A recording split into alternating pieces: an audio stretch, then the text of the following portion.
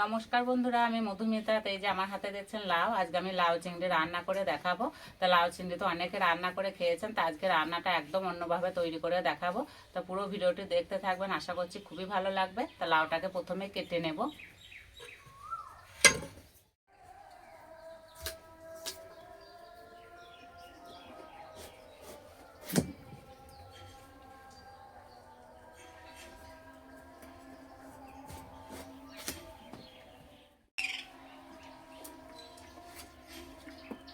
প্রথমে এইভাবে কেটে নেব।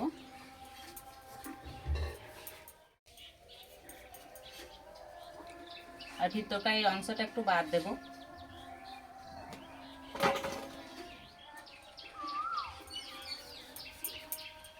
লাউটা একদম কচি লাউ আছে।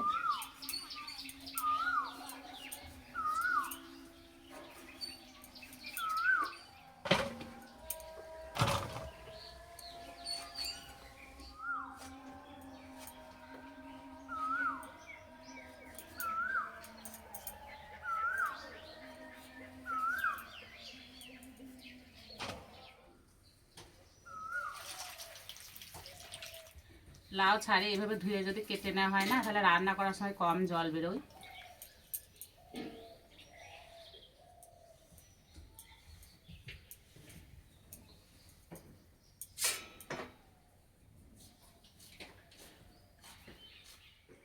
ঠিক এইভাবে কেটে নেব।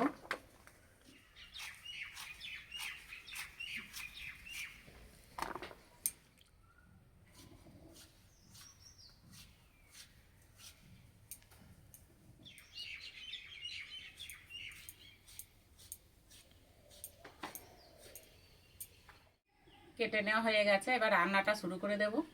প্রথমে আমি গোটা মশলা ভেজে নেব। এখানে নিয়েছি জিরে, মৌরি, ধনে, শুকনো লঙ্কা, গোলমরিচ আর দুটো এলাচ।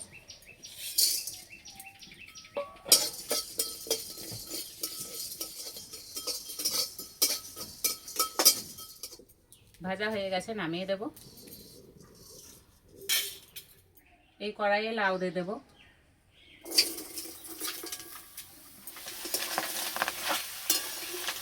লাউয়ের মধ্যে কিছুই দেবো না, এইভাবে কিছুক্ষণ নেড়ে নেব।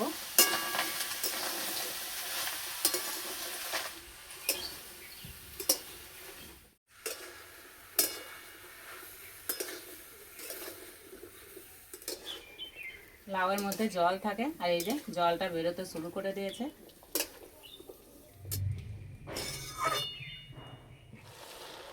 এইভাবে একটু জলটা বার করে নিলে না, রান্নাটা খুব তাড়াতাড়ি হয়ে যায়। এই জলটাকে সব মেরে নেব।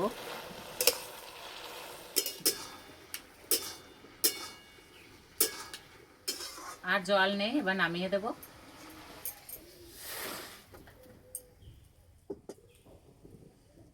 মাছ ভাজার জন্য কড়াইয়ে তেল দিয়ে দেবো। অল্প একটু হলুদ দেব। এবার মাছ দিয়ে দেবো।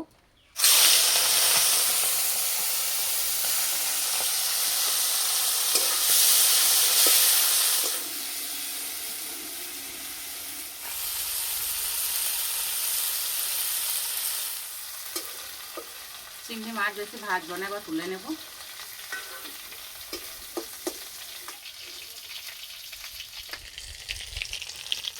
রান্নার জন্য তেল দিয়ে দেবো।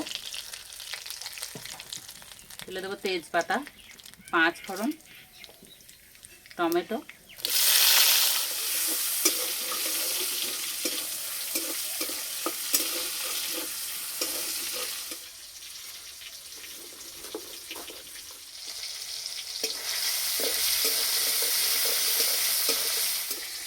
আদা রসুন একসঙ্গে বেটে নিয়েছি, বাটাটা দিয়ে দেবো। দেবো হলুদ গুঁড়ো,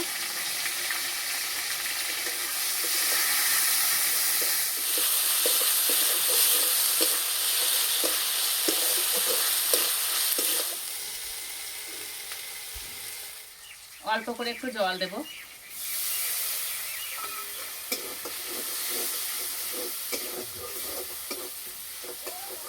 ভাজা মশলাটা বেটে নেব।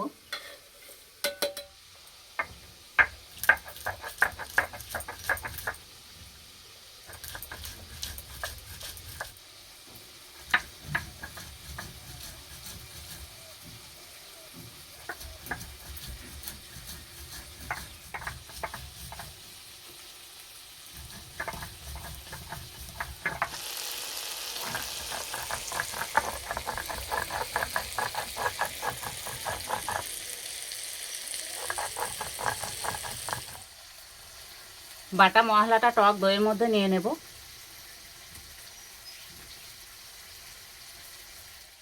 ভালো করে মিশিয়ে নেব।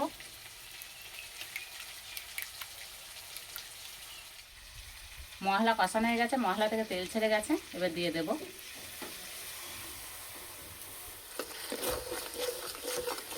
এই মশলাটা দেওয়ার পর বেশি ভাজবো না, এবার জল দিয়ে দেবো।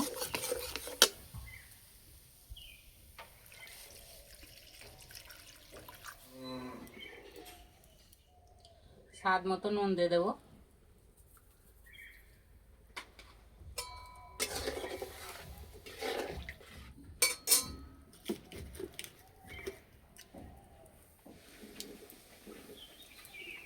ঝোল ফুটে গেছে, এবার লাউ আর মাছ দিয়ে দেবো।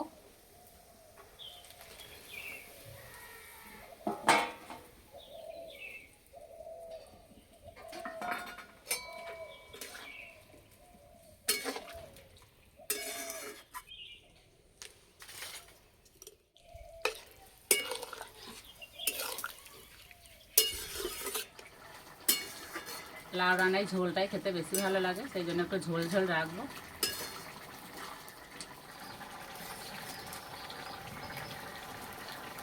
এবার দেবো চেরা কাঁচা লঙ্কা,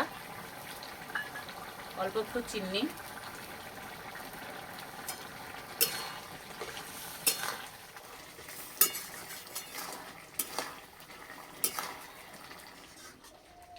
হয়ে গেছে, নামিয়ে দেব।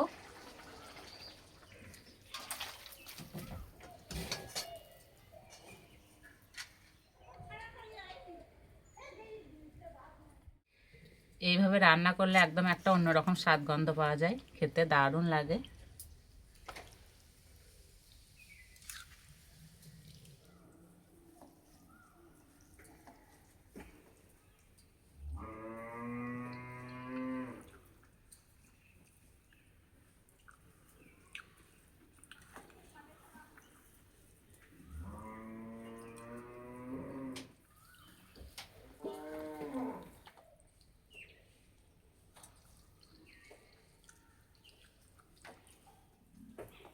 এই গরমের সময় লাউ খেলে না শরীরকে ঠান্ডা রাখে,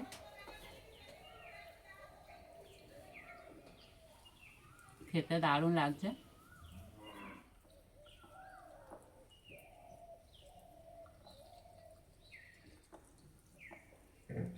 একদিন হলে এইভাবে রান্না করে খেয়ে আমাকে কমেন্টে জানাবেন কেমন লেগেছে।